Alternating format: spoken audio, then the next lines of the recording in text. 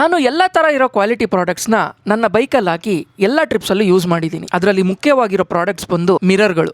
Mirrors ಅನ್ನೋದು ತುಂಬಾ important accessory, ಅದನ್ನ ಇಗ್ನೋರ್ ಮಾಡೋ ಹಂಗೆ ಇಲ್ಲ. ಯಾಕಂದ್ರೆ ನಮ್ಮ ಹಿಮಾಲಯನಲ್ಲಿರೋ ಸ್ಟಾಕ್ ಮಿರರ್ಸ್ ಬಂದು ತುಂಬಾ ವೈಬ್ರೇಷನ್ ಇದೆ. ಆ ಕಾರಣದಿಂದ ಒಂದು ಮ್ಯಾಕ್ಸಿಮಮ್ ಸ್ಪೀಡ್ ಅಲ್ಲಿ ಹೋಗ್ಬೇಕಾದ್ರೆ ರೇರ್ ವ್ಯೂ ಪ್ರಾಪರ್ ಆಗಿ ಕಾಣೋದಿಲ್ಲ. ಅದಕ್ಕೆ ಅಂತ ನಾನು ಸುಮಾರು ಬ್ರ್ಯಾಂಡ್ ಮಿರರ್ಸ್ ಗಳನ್ನ ಟ್ರೈ ಮಾಡಿದೆ, ಯಾವ್ದು ಸಮಾಧಾನ ಕೊಡ್ಲಿಲ್ಲ. 3 ವರ್ಷದಿಂದ ಡಬಲ್ ಟೇಕ್ ಮಿರರ್ಸ್ ಅನ್ನೋ ಮಿರರ್ ನ ನಮ್ಮ ಹುಲಿ ಅವರು ನನಗೆ ಸಜೆಸ್ಟ್ ಮಾಡಿದ್ರು. ತುಂಬಾ ಜನಕ್ಕೆ ಈ ಬ್ರ್ಯಾಂಡ್ ಬಗ್ಗೆ ಗೊತ್ತಿಲ್ಲ.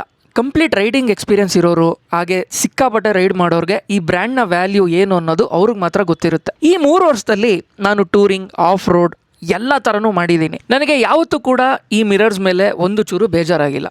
ಈ ಮಿರರ್ಗೇನು ಸೇಫ್ಟಿ ಇರಲ್ವಾ, ಯಾರು ಕತ್ಕೊಂಡು ಹೋಗ್ಬಿಟ್ರೆ ಏನಪ್ಪ ಕತೆ ಅಂತ ಎದುರುಕೊಳ್ಳಕ್ ಹೋಗ್ಬೇಡಿ. ಈ ಮಿರರ್ಸ್ ಎಷ್ಟು ಯುನಿಕ್ ವೇಲ್ ಬಿಲ್ಡ್ ಮಾಡಿದ್ದಾರೆ ಅಂದ್ರೆ ಇದ್ರ ಲಾಕಿಂಗ್ ಸಿಸ್ಟಮ್, ಮೆಕ್ಯಾನಿಸಮ್ ನೋಡಿದ್ರೆ ಕಳ್ದೆ ಹೋಗ್ತೀರಾ. ಯಾಕಂದ್ರೆ ಇದ್ರ base Mount, base Mount kit, security kit ಎಲ್ಲ ಈ ಮಿರರ್ ಡಿಸೈನಿಂಗ್ ನೆಕ್ಸ್ಟ್ ಲೆವೆಲ್ ಇದೆ. ಎಲ್ಲಿ ಮಿರರ್ ಹೊಡೆದೋಗುತ್ತೋ ಅನ್ನೋ ಟೆನ್ಷನ್ ಕೂಡ ಇರಲ್ಲ ಆಫ್ ರೋಡ್ ಅಲ್ಲಿ ಇದ್ದಾಗ. ನನ್ನ ಹತ್ರ ಇರೋ ಪ್ರೆಸೆಂಟ್ ADV ಕಿಟ್ ಬಂದು ಓಲ್ಡ್ ವರ್ಷನ್ದು.